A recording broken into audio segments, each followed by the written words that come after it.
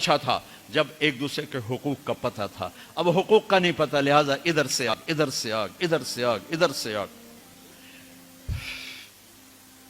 میں سر درد کا مریض ہوں، تھوڑی تھکاوٹ شروع ہو جاتا، فاقہ شروع ہو جاتا، تو میں روزے رکھنے کے لیے مری چلا جاتا ہوں کہ بھئی چلو کوئی ٹھنڈک، روزے کا لمبا ہونا اور ٹھنڈک شاید اس کو کچھ وہ بیلنس کر دیتا ہے. تو میں کچھ 3-4 روزے پھر بھی چھوٹ جاتے ہیں لیکن اکثر پورے ہو جاتے ہیں. تو بھوربن میں وہاں ایک جگہ میں ٹھہرتا ہوں، تو عصر کے بعد میں تھوڑا بیان کرتا ہوں معاشرت پر.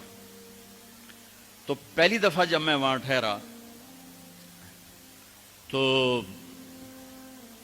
8ویں دن امام مسجد کی بیوی آئی ہمارے پاس، میری بیگم کے پاس، کہ جی بیگم صاحب میں نے آپ کا اور مولانا کا شکریہ ادا کرنا ہے کہ آج میری زندگی کا پہلا ہفتہ ہے میرے خامند نے مجھے مارا نہیں. پہلا ہفتہ امام مسجد، امام مصلی پہ کھڑے ہونے والے، کہا پہلا زندگی کا ہفتہ ہے میرے خامند نے مجھے مارا نہیں، ورنہ میری ہر دوسرے دن پٹائی ہوتی تھی. اور 10ویں دن امام صاحب خود آ گئے کہ مولانا صاحب ہمیں پتہ ہی نہیں تھا زندگی کیسے گزار، ہمارے جو ماحول میں تھا ہم وہی کر رہے تھے. کہ میرے بہنوئی نے میری بہن کی ایک دفعہ ٹانگ توڑی، ایک دفعہ بازو توڑا، اور عالم دین ہے، عالم دین ہے. ہمیں کسی نے یہ بتایا نہیں تھا، ہم نے زندگی میں پہلی دفعہ یہ باتیں آپ کے منہ سے سنی کہ زندگی کیسے گزار. تو فرحان کی زندگی فتوے سے نہیں چلے گی کہ میں مفتی نعیم کا بیٹا ہوں، یہ تو حسن اخلاق سے چلے گی، میٹھے بول سے چلے گی. میرے نبی حضرت عائشہ کو لقمے بنا کے کھلاتے تھے، کوئی اظہار عشق تھا، اللہ کی قسم اظہار تعلیم تھا، تعلیم تھی. سکھایا کہ زندگی گزارنی کیسے. ان کو آٹا گوندھ کے دیتے تھے، چونکہ ابھی شروع میں ان کو آٹا گوندنا نہیں آتا تھا، تو آٹا گوندھ کے دیتے تھے. اور عرب بڑی بڑی بوٹیاں پکاتے تھے، تو حضرت عائشہ بوٹی اٹھا کے ایسے نوچتیں اور پھر رکھ دیتیں. تو اللہ کے نبی بوٹی اٹھا کر جہاں سے حضرت عائشہ نے نوچا ہوتا تھا وہاں سے نوچ نوچ کے دکھا کے کھاتے تھے. میرے رب کی قسم اظہار یہ ہمیں تعلیم دی ہے کہ زندگی کیسے گزارنا. پھر بڑے بڑے پیالے ہوتے تھے پانی پینے کے، چھوٹے گلاس نہیں، چھوٹا گلاس تو بخل کی نشانی، اب تو اور چھوٹے ہو گئے کہ کپ کو گلاس بنا دیا. میرے بچپن میں مجھے یاد ہے اتنا بڑا گلاس ہوتا تھا، اور ڈیرے میں جتنے مہمان ہوتے تھے، کچی سڑکیں ہوتی تھی، مہمان کوئی ہمارے رشتہ دار یا دوست نہیں، راہگیر مسافر ہوتے تھے، ہر مہمان کو دودھ پلایا جاتا تھا رات کو. چونکہ جانور زیادہ ہوتے تھے تو ہمارا اکرام زیادہ سے زیادہ یہی ہوتا تھا، تو ہم سارے مہمانوں کو دودھ پلاتے تھے. تو ایک مہمان آیا ہمارے دادے کا زمانے کا، چاچا لال. اب گلاس چھوٹے ہو چکے ہیں، تو وہ جب نوکر نے دودھ پیش کرنے کے لیے نا آگے بڑھا تو اس نے گلاس دے کر کہنے لگا پتر میں نہیں پیندا. سمجھ رہے ہو پنجابی سمجھ رہے ہو نا؟ پتر میں نہیں پیندا. اس نے کہا چاچا کیوں نہیں پینا ہے؟ کہ دو تو ود پیواں تے بے غیرت بنا تے دو نال میرا گزارا کوئی نہیں، لے جا.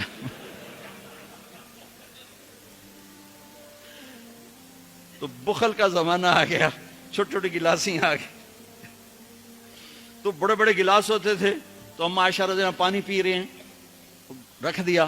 میرے نبی اٹھا کر جہاں حضرت عائشہ کے ہونٹ لگے ہوتے تھے وہاں ہونٹ رکھ کے پانی پیتے تھے. صرف تعلیم. جس ہستی نے اللہ کو آنکھوں سے دیکھ لیا ہو اس کو کسی چیز کی رغبت ہو سکتی ہے؟ جنت بھول جائے گی جب اللہ اپنا دیدار کرائیں گے اور پھر پردہ پوشی فرمائیں گے تو کہیں گے یا اللہ جنت نہیں چاہیے، تو چاہیے، بس تجھے دیکھتے رہیں، بیٹھے رہیں تصور جانا کیے ہوئے از لذت دیدارش، خسرو چتواں گفتن سر دادن و جان دادن نہ دیدہ رخ یارے.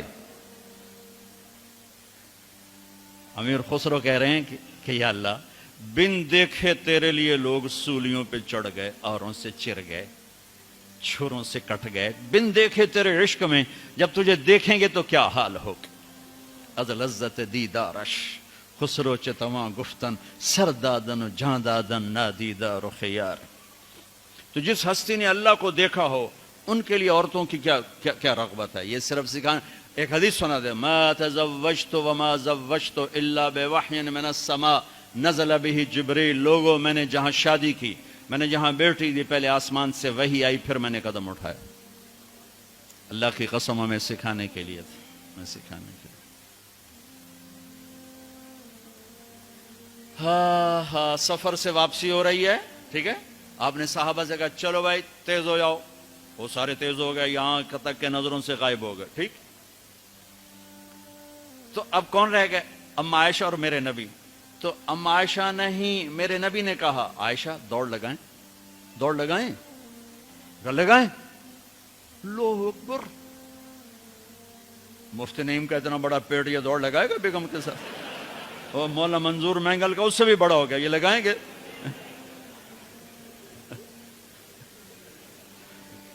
تو عائشہ دوڑ لگائیں، کہا جی لگائیں۔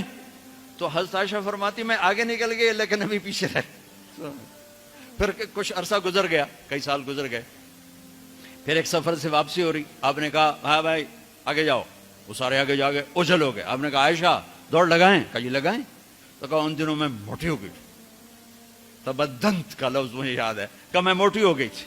تو جب دوڑ لگائی تو اللہ کے نبی آگے نکل گئے، تو آپ نے کہا عائشہ ہذہ بتلک، اب تو میں برابر ہو گئی۔ اللہ کی قسم زندگی سمجھانے کے لیے تھا۔ جہاد کا سفر سارا صحابہ کا قافلہ ہے، جنگ کا زمانہ ہے، دشمن چاروں طرف ہے، اور ہم اما عائشہ رضی اللہ عنہ اونٹ پہ بیٹھی اور ہاتھ لگایا تو ہار غائب۔ فرمایا میرا تو ہار کوئی نہیں، میں تو نہیں جاؤں گی، میرا ہار ڈھونڈو۔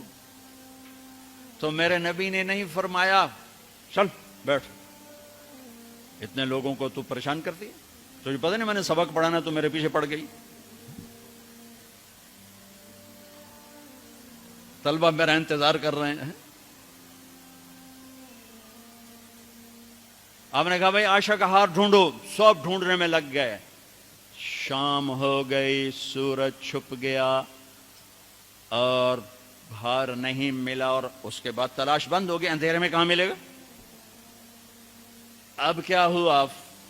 پانی رات کو عشاء میں ختم ہو گیا، فجر کی نماز کا وقت داخل ہونے والا ہو گیا، اور پانی کوئی نہیں، تیمم کی آیات نہیں اتری۔ لوگوں نے ابو بکر کو تانے دینے شروع کہ تیری بیٹی کی وجہ سے اب نماز کا کیا بنے گا؟ ابو بکر غصے میں آئے اما عائشہ کے خیمے میں، تو اللہ کے نبی گود میں سر رکھے سو رہے تھے۔ اب آپ تو باپ تھے، تو آ کر اب بول تو سکتے نہیں، اور چہرے سے دوری تیری وجہ سے ہی ہو، اور یہاں پسلی میں ماری انگلی، زور سے انگلی ماری۔ تو کہتے میں ایسے سخت ہو گئی تاکہ میرا بدن حرکت نہ کرے کہ کہیں اللہ کے نبی اٹھ نہ جائیں۔ تو چہرے سے غصے کا اظہار کر کے، اور میرے والد مرحوم جو تھے نا، وہ گالیاں بہت نکالتے تھے، اور ان کی بخشش کر پنجاب کے ذمہ دار کیا تھے۔ جب میں تبلیغ میں لگ گیا تو اب وہ عادت مجھ سے شرماتے تھے، تو جب میں ہوتا تھا نا تو نوکر کو بلا کر اس کو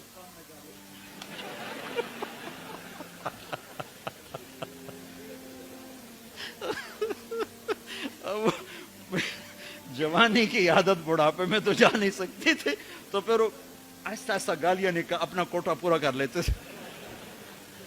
تو ابو بکر صدیق رضی اللہ عنہ میں کہ کہیں بھائی اللہ کا نبی اٹھنے کرتے رہو، انگلی مارتے رہے۔